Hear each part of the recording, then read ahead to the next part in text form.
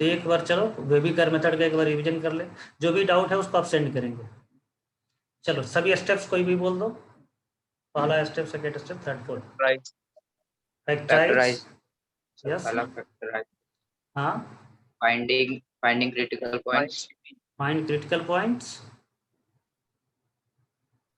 Arrange critical points on number line, number line, yes, और check check one one sign, sign, and then sign will vary alternately। कब? जब degree odd हो। Even degree के case में both sides, if odd power, हाँ, both sides same रहेगा यदि even degree है। चलो इसमें हम कुछ कुछ पूछेंगे, केवल आदित्य राज ही बोलता है और लोग नहीं बोलते हैं। कौन है?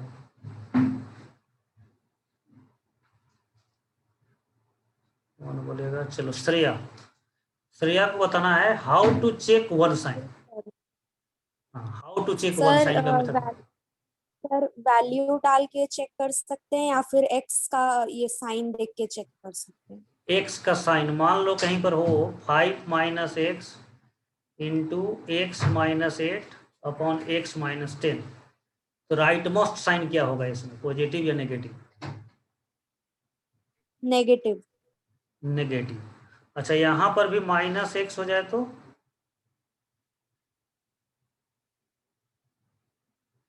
पॉजिटिव। पॉजिटिव, ठीक है। एक और, यह माइनस को हमने डिलीट कर दिया, यहाँ पर होल स्क्वायर कर दे, क्रिटिकल पॉइंट हो गया आपका 5, 8, 10, 5 इज स्टार पॉइंट। अब बताइए फर्स्ट साइन क्या होगा, पॉजिटिव या नेगेटिव? कोई भी बता सकता है? Sir positive. देखो लो यहाँ पर एक्स नेगेटिव, लेकिन यहाँ पर देख लो एक्स नेगेटिव है, माइनस एक्स है यहाँ पर। सर वहाँ पे वाले माइनस को काट दिया है क्या? हाँ यह माइनस काट दिया, यह माइनस काट दिया। मतलब सर नेगेटिव। नहीं अभी सोचो सोचो उसको। और कोई? यह जो है माइनस है यहाँ पर, लेकिन इसके साथ स्क्वायर लिखा हुआ है, इसका मतलब कितने फैक्टर होते हैं? स्क्वायर भी तो है इसलिए। हाँ स्क्वायर को भी कंसीडर करना है, तो यह वास्तव में ना 2 माइनस हो गया, 2 माइनस फिर फाइनली प्लस हो जाएगा। इसलिए इवन पावर में एक्स का कोफिशिएंट नेगेटिव हो तो ऐसा नहीं कि माइनस साइन देकर के आगे बढ़ना है, ध्यान रखना है। इवन पावर के साथ एक्स का कोफिशिएंट नेगेटिव है तब भी वह सपोर्ट करेगा पॉजिटिव साइन को। ठीक है, सबके समझ रहे हैं क्या? Yes sir. ठीक है, अब जो है कौन बताएगा? जतिन, जतिन बताओगे क्लोज कब देते हैं, क्लोज इंटरवल किस क्रिटिकल पॉइंट पर देते हैं?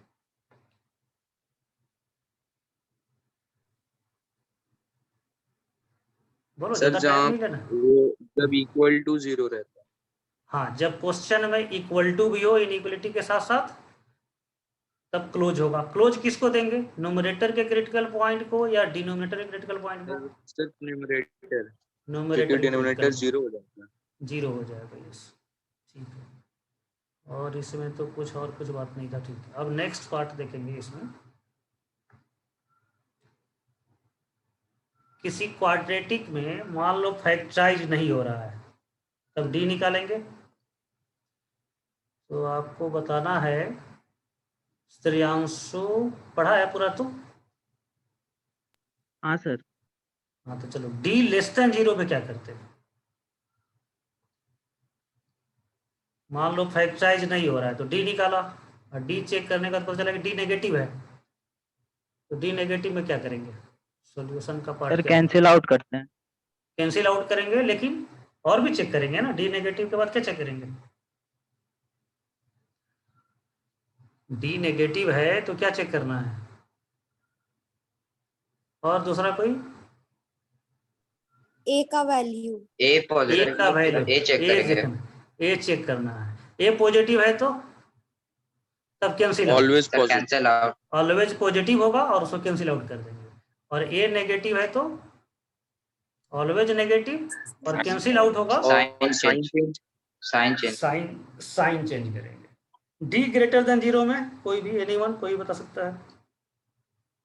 डी ग्रेटर देन 0 में क्या करेंगे? क्रिटिकल पॉइंट फाइंड आउट करना पड़ेगा फॉर्मूला से या फैक्टराइज करके। डी इक्वल टू 0 में इसमें भी क्रिटिकल पॉइंट निकलना पड़ेगा। बहुत लोग क्या है ना, डी 0 में भी कैंसिल कर देता है, कुछ किताब में भी लिखा हुआ रहेगा D greater than, D equal to 0 में भी कैंसिल कर देते हैं, आप लोग कैंसिल नहीं करेंगे। इसको समझ लीजिए क्या है, जैसे x minus 1 whole square, x minus 5 x square plus 5 greater than equal to 0। यहाँ पर एक x माइनस 8 भी दे दिया। अब बोलिए डिनोमिनेटर का फैक्टर कैंसिल हो जाएगा? Yes sir.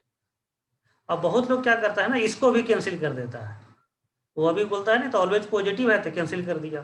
तो कैंसिल करने में क्या हो गया, x greater than equal to 0, तो आंसर आएगा x greater than equal to 8। लेकिन ध्यान से देखिए 1 भी इसका आंसर होगा। सबको समझ रहा है क्या? क्योंकि x माइनस 1 का होल स्क्वायर इक्वल टू 0 है तो 1 भी आंसर होगा। तो 8 से इन्फिनिटी यूनियन 1 देना होगा, लेकिन कैंसिल कर देंगे आप तो 1 छूट जाएगा। इसीलिए हम सजेस्ट करते हैं कैंसिल नहीं करना है उसको। जिसको कैंसिल करना है वह केवल डी लेस देन 0 वाले के लिए कैंसिल करना है। अब हम लोग अपने मेथड से बनाए तो क्या होगा, यह केवल कैंसिल होगा। अब क्रिटिकल पॉइंट 1 भी है 8 भी है, पॉजिटिव नेगेटिव या स्टार पॉइंट है तो दोनों तरफ नेगेटिव। न्यूमरेटर के रूट को शामिल करेंगे तो डार्क होगा।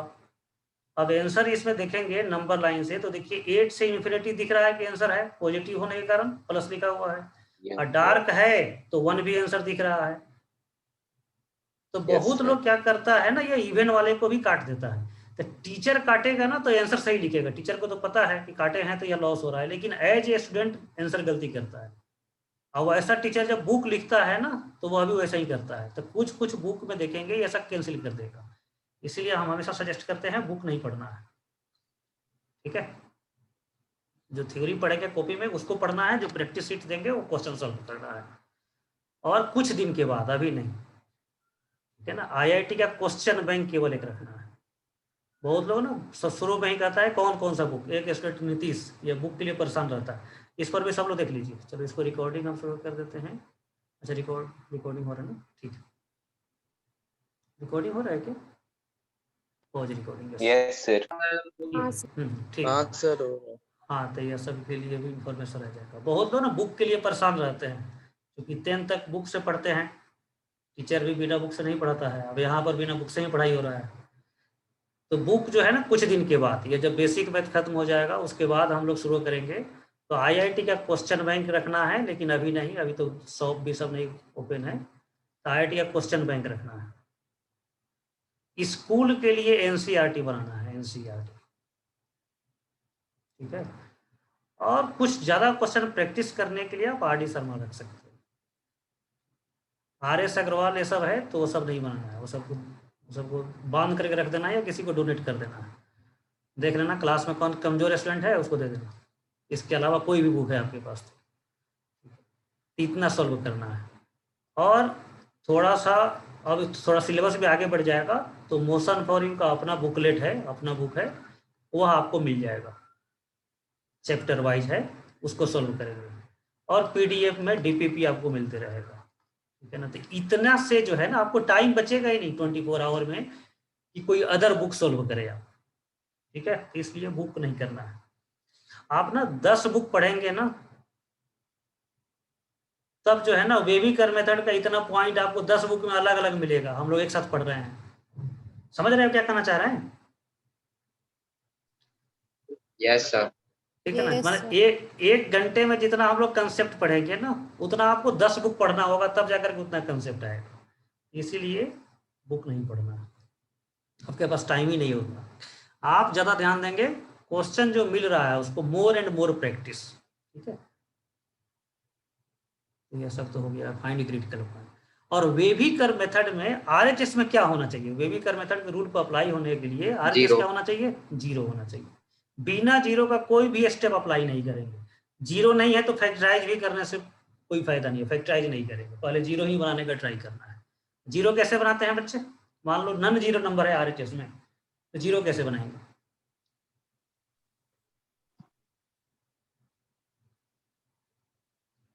बोलो। नन जीरो वो नंबर उस है, नंबर को लेफ्ट सर उस साइड में नंबर को लाएंगे लेफ्ट हैंड साइड पे ले जाएंगे। और फिर LCM करेंगे। यस सर, फिर क्रॉस माइनस प्लस मल्टीप्लाई, जो भी हो। क्रॉस मल्टीप्लाई नहीं करना है। कब कर सकते हैं क्रॉस मल्टीप्लाई? जब पॉजिटिव जब कंफर्म होगी डिनोमिनेटर पॉजिटिव है, तब क्रॉस मल्टीप्लाई आप कर सकते हैं, अदरवाइज क्रॉस मल्टीप्लाई नहीं करना है, भूल से भी नहीं करना है, ठीक है ना। जब इनइक्वलिटी में जब स्टूडेंट क्रॉस मल्टीप्लाई करता है ना, तो मुझे बहुत गुस्सा आता है कि इतना हमने समझाया, यह फर्स्ट चैप्टर है। लीनियर इनइक्वलिटी तो जस्ट इंट्रोडक्टरी टॉपिक था, उसको फर्स्ट चैप्टर में नहीं बोलते हैं। वेबिकर मेथड हमारा फर्स्ट चैप्टर है, ठीक है। और यह फर्स्ट चैप्टर में पढ़ रहे हैं क्रॉस मल्टीप्लाई इनइक्वलिटी में बिना चेक किए हुए, विदाउट चेक आप क्रॉस मल्टीप्लाई नहीं करना है। और फ्यूचर में आप कभी क्रॉस मल्टीप्लाई करेंगे तो फिर मुझे गुस्सा आएगा, तो यह बात ध्यान रखेंगे। क्रॉस मल्टीप्लाई तभी करना है जब कंफर्म हो कि डिनोमिनेटर पॉजिटिव हो। अब आज का चैप्टर है लॉग, लोगरिथम। ये लॉग है क्या? लॉग कुछ लोग जानते हैं क्या? कोई जानता है लॉग के बारे में पहले से? कौन जानता है? जतिन? सर आदित्य कुमार। अच्छा आदित्य, तुम पढ़ा था क्या लॉग? यस सर, वो एक पुराना बुक था, उससे पढ़ा। अच्छा ठीक है। देखो ये लॉग जो है ना, वास्तव में इसकी जरूरत क्या है, क्या क्या इसका नीड है? तो देखो 2 to the power x equal to कहीं पर 8 लिखा जाए तो x का वैल्यू क्या होगा? बोलो। 2 to the power x equal to 8, 3 x का वैल्यू 3। अब यह बताओ 2 to the power x equal to 5, तब x का वैल्यू क्या होगा?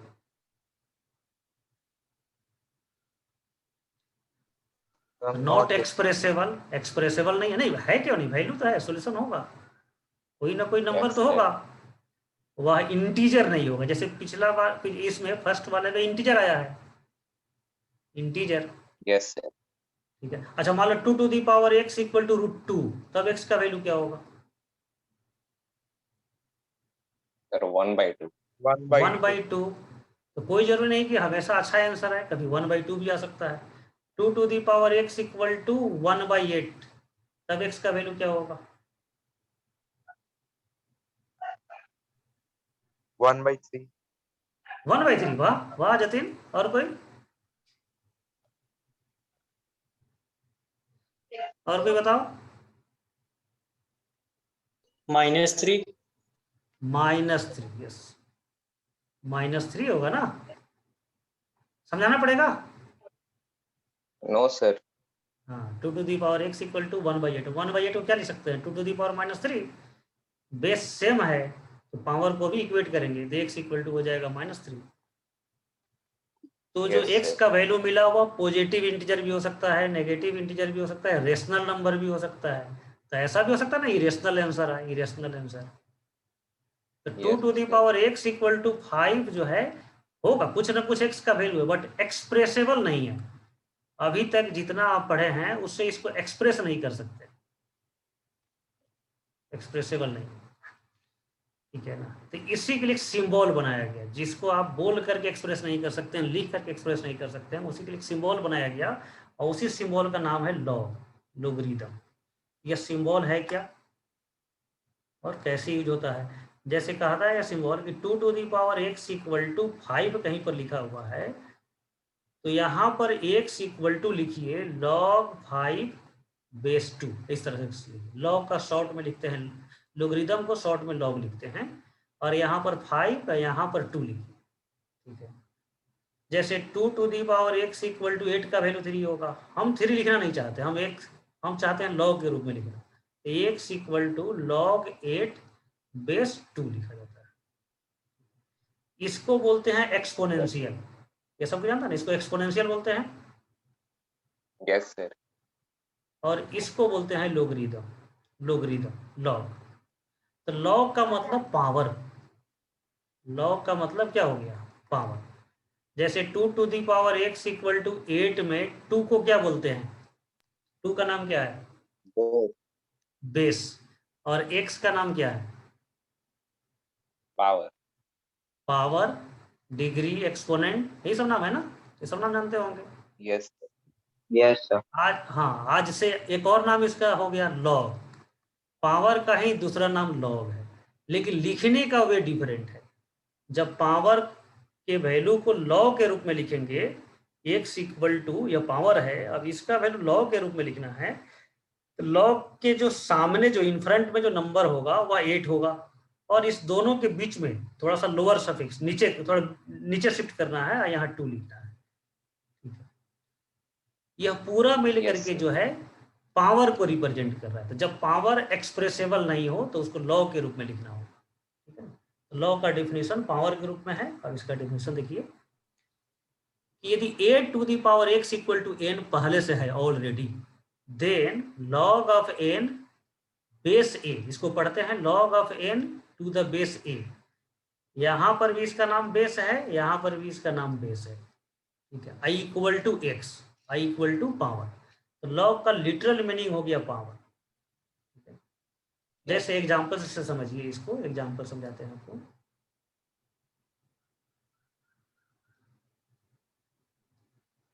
जैसे कोई पूछे 2 to the power x equal to 8, तो x का वैल्यू बताइए, क्वेश्चन हो गया। एक दूसरा क्वेश्चन हो गया log 8 बेस 2 का वैल्यू बताओ।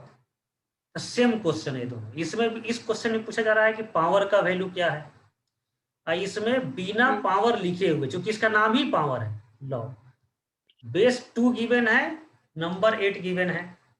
जैसे 8 का नाम हो गया नंबर, 2 का नाम हो गया बेस, और log का नाम हो गया पावर। तो बेस गिवन है, नंबर गिवन है, पावर बताना है, तो इसका वैल्यू क्या हो जाएगा? 3। समझ रहे हैं सब लोग? Yes, sir. ठीक है ना? तो लॉग जो है एक्सपोनेंशियल का ही ब्रदर है, भाई है, बस लिखने का वे थोड़ा सा डिफरेंट है। log is defined as if a to the power x equal to n, then log n to the base a equal to x, this is power. तो सिंबल यह हो जाएगा। पावर को जब भी एक्सप्रेस करने में दिक्कत हो तो लॉग के रूप में हम लोग एक्सप्रेस करें। एक चीज और समझ लीजिए, जैसे 2 to the power x equal to 8 इंप्लाई करेगा log 8 base 2 equal to x। यह दोनों का मीनिंग सेम है। अच्छा, यहाँ पर 3 रखेंगे, x नहीं। 2 का पावर 3 इक्वल टू 8, और यहाँ पर log 8 बेस 2 इक्वल टू 3। दोनों का मीनिंग है, या इसका मीनिंग है if 2 is multiplied by itself 3 times, इसका वैल्यू क्या हो जाएगा? 8।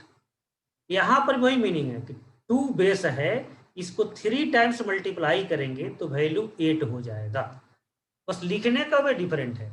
ठीक है ना? यह नंबर का पोजीशन इसमें लॉग में अलग अलग हो गया है, लेकिन मीनिंग दोनों का सेम है। यहाँ पर 2 is multiplied 3 times by it self, यहाँ पर मीनिंग है 2 is multiplied by it self 3 times, तो दोनों सिचुएशन में वैल्यू 8 हो जाएगा।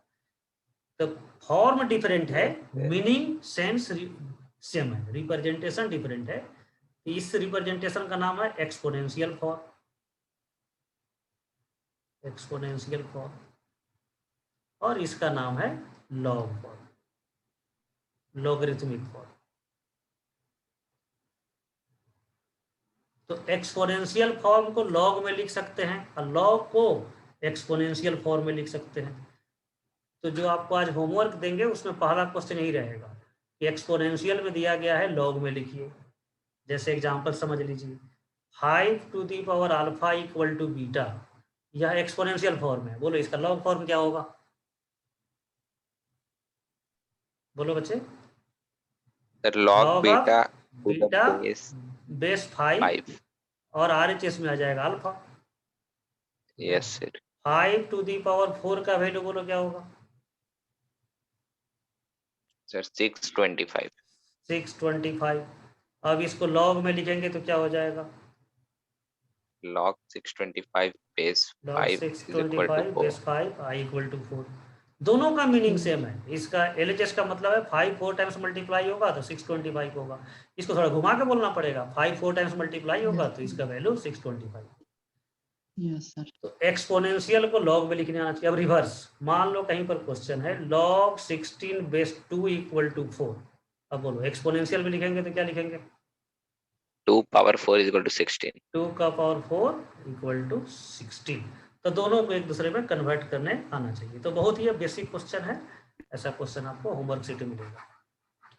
अब इसमें कुछ कंडीशन है। लॉग एक्सपोनेंशियल को चेंज करने के बाद लॉग फॉर्म मिलता है, लेकिन कुछ कंडीशन है, वह कंडीशन हम समझिए।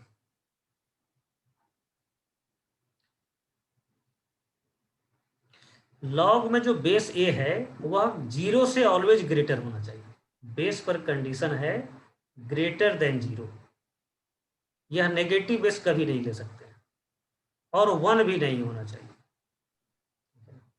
जैसे कहीं पर लिखा हो -2 to the power 3 equal to, बोलो क्या होगा बच्चे?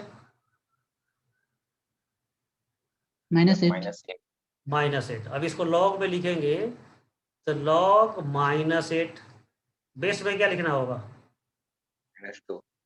-2। और नेगेटिव नंबर -2। बेस में, हाँ नेगेटिव नंबर बेस में देखते ही लॉग भाग जाएगा, कहेगा कि हम यहाँ एडजस्ट नहीं कर सकते। तो लॉग की अपनी डिमांड है कि बेस पॉजिटिव होना चाहिए, ग्रेटर देन 0, और 1 भी नहीं होना चाहिए। अब इसका कुछ रीजन हो सकता है। क्या रीजन होगा? क्या रीजन होगा?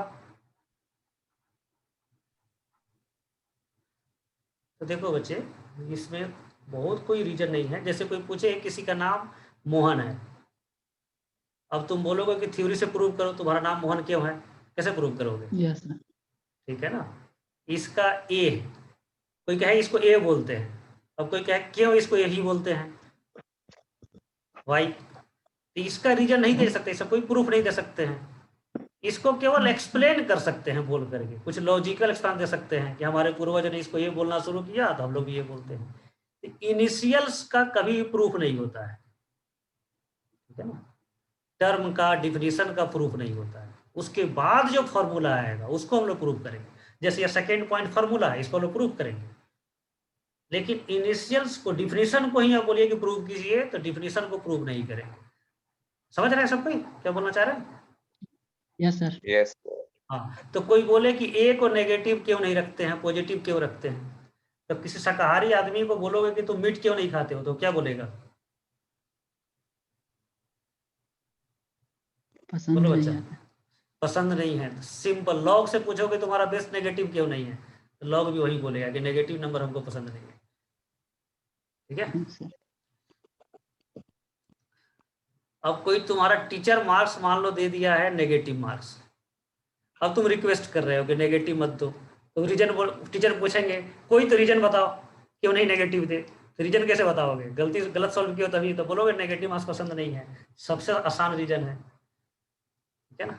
तो लॉग में नेगेटिव बेस नहीं रखते हैं, ठीक है। यह तो ऐसा बिल्कुल ये चलता फिरता रीजन हो गया, लेकिन इसका एक सॉलिड रीजन भी है। आप ये समझ, जैसे फिजिक्स सब कोई पढ़ना शुरू कर दिया, फिजिक्स सब लोग पढ़ रहा है क्या? Yes, sir. नहीं। तो नहीं फिजिक्स सर। में ना नहीं पढ़ना शुरू की, ठीक है। फिजिक्स में HC वर्मा का बुक सब लोगों के पास होगा। Yes, sir. हाँ, तो उसमें प्रीफेस में देखना, कहीं पढ़ना, शायद फर्स्ट ही लाइन है, mathematics is the language of physics. Yes. Mathematics जो है लैंग्वेज है, बिना लैंग्वेज के जैसे आप बोल नहीं सकते हैं, वैसा ही बिना मैथ के आप फिजिक्स को सॉल्व नहीं कर सकते हैं, समझ नहीं सकते हैं। और वास्तव में mathematics language of physics only नहीं है, mathematics is the language of universe.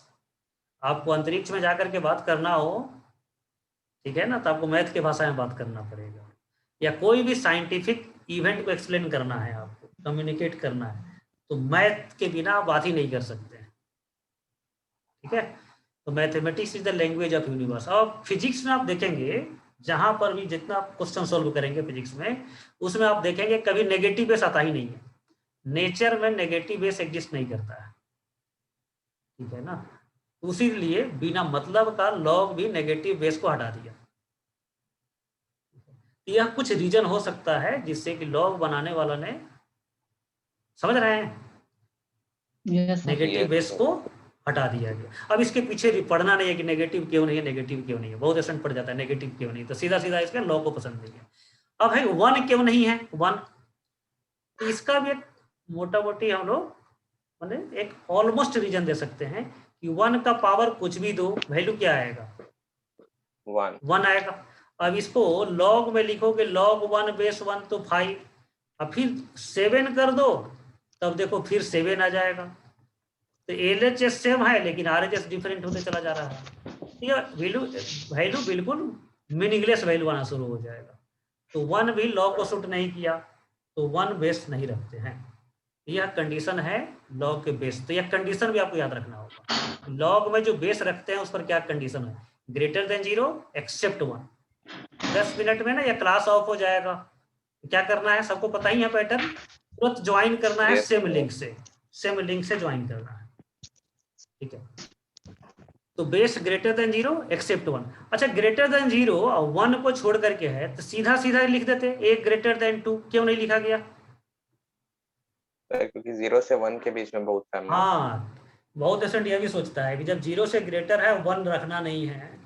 जैसे नंबर लाइन पर देखो 0 1, अब कोई कहे कि 0 के राइट में रहना है और 1 को रखना नहीं है तो सीधा 2 से बोलते, ठीक है ना, 2 से बड़ा। यह गलत हो जाएगा ना, 0 से 1 के बीच में भी नंबर होगा, 0.1 0.2, तो यह सब बेस में हो सकता है।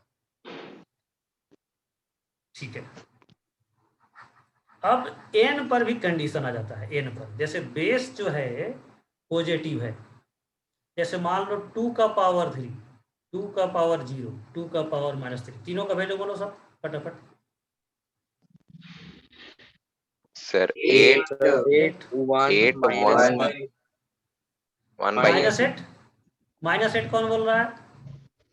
-8 1 नहीं by होगा बच्चे, 1 1 by by 2 के 8। पावर 3। हाँ, 1/2 का तो 1/8। तो यह वैल्यू कभी नेगेटिव मिल सकता है क्या? RHS कभी नेगेटिव हो सकता है? बेस पॉजिटिव रखे तो बेस पॉजिटिव रखेंगे तो वैल्यू भी हमेशा पॉजिटिव ही आएगा, पावर कुछ भी हो। बेस एक बार पॉजिटिव फिक्स कर दिया। अच्छा, कोई बोले कि किसी का बेस पॉजिटिव है, रियल लाइफ में सोचो किसी का बेस पॉजिटिव है, तो तुम्हारा मास नेगेटिव आएगा कि नहीं आएगा कभी? किसी स्टूडेंट का बेस बहुत पॉजिटिव है, स्ट्रॉन्ग है, तो उसका मास नेगेटिव आएगा या नहीं आएगा? नहीं आएगा। नहीं आएगा, सिंपल चीज। कम आ सकता नहीं है, आएगा। कम आ सकता है, हो सकता है कि 1 आ जाए, हो सकता है कि 1.2 आ जाए, हो सकता है 0.5 आ जाए, लेकिन 0 नहीं आ सकता है। तो वही चीज है, जब बेस पर कंडीशन हो कि बेस पॉजिटिव है, जब बेस पॉजिटिव यहाँ पर देखो एक्सपोनेंशियल फॉर्म में, जब बेस पॉजिटिव हो गया तो n पर भी बाय डिफॉल्ट कंडीशन आ जाएगा, n ग्रेटर देन 0 होना चाहिए। यह लॉ का डिफिनीशन है, और उस डिफिनीशन में कुछ कंडीशन है, बेस पर भी कंडीशन है और नंबर पर भी कंडीशन है। तो बोलो एक बार मेरे साथ, बेस पर कंडीशन क्या है? Greater than 0 not equal to 1. Not equal to 1। और नंबर पर condition Greater than 0. Greater than 0। अब कोई क्वेश्चन पूछे कि log -25 बेस 5 का वैल्यू बताओ, तो बोलेंगे मीनिंगलेस, कोई मीनिंग नहीं, अनडिफाइंड है। कोई पूछे कि log -5 यहाँ पर -125, तो ऐसे ढूंढेंगे तो 3 मिल जाएगा पावर, लेकिन लॉ को यह पसंद ही नहीं है, तो इसका भी आंसर लिखेंगे मीनिंगलेस। तो लॉ का मतलब केवल पावर नहीं, यह कंडीशन भी है।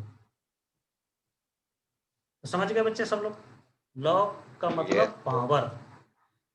कहीं पर लॉग दिया गया है तो इसका मतलब इनडायरेक्टली आपसे पूछा जा रहा है पावर का वैल्यू बताओ। तो यहाँ पर कुछ एग्जांपल दिख रहा है, आपको बताना है कि एग्जांपल वैल्यू। चलो इसका वैल्यू बताओ इस क्वेश्चन। So 5 6. 5 5 5। चलो इसका वैल्यू बताओ सेकेंड। या -4.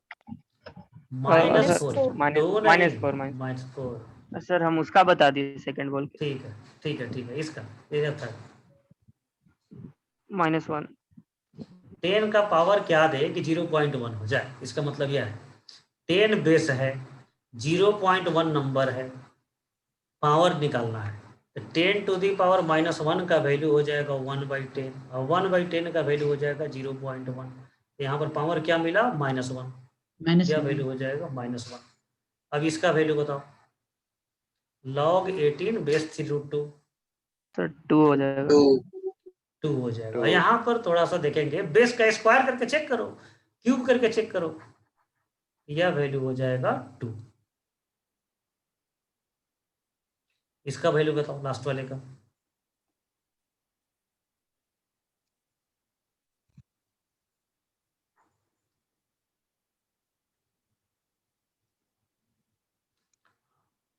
बोलो बच्चे।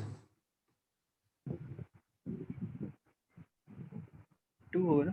2 2 होगा, सब लोग कन्फर्म है? 2। Yes, sir. Yes, sir. अब यहाँ पर जैसे फर्स्ट क्वेश्चन को देख कर क्या बोल सकते थे, इसको थोड़ा सा आपको सिंप्लीफाई करके देखना होगा। 2 + √3 का होल स्क्वायर करके चेक कर लो, ठीक है, इसके बराबर आ जाएगा। a² + b² + 2ab, इसके बराबर तो पावर 2 मिला, तो आंसर 2 हो जाएगा। ठीक है, तो सबको क्लियर है यहाँ तक? Log means power, log evaluate करना है तो पावर इवेल्युएट करना। अब इसके कुछ फार्मूला है लॉग का, ये तो डिफिनीशन हुआ। अब फार्मूला, यह सेकेंड पॉइंट है, लेकिन फर्स्ट फार्मूला है। यह फर्स्ट फार्मूला कहता है a⁴ log n base a का वैल्यू n हो जाएगा। कैसे होगा यह समझिए क्या जा रहा है। जैसे 2⁴ log 8 बेस 2 का वैल्यू, अब देखो बच्चे हम लोग अब इसको सिंप्लीफाई करते हैं स्टेप वाइज। इसका वैल्यू बोलो क्या हो जाएगा? log 8 बेस 2 का वैल्यू 3। अब फिर 2⁴ क्या हो जाएगा? 8। 8 तो फाइनल वैल्यू 8 हुआ। तो यह प्रॉपर्टी कहता है कि यह बीच वाला स्टेप ना आप लोग छोड़ देंगे। अब बोल रहा है कि फॉर्मूला याद रखना है, और दोनों बेस यदि सेम है, यहाँ नीचे का बेस और लॉग का बेस, तो ये सब कैंसिल कर दीजिए, और जो यहाँ पर नंबर है वही आंसर हो जाएगा। अब कभी क्वेश्चन लिखा हो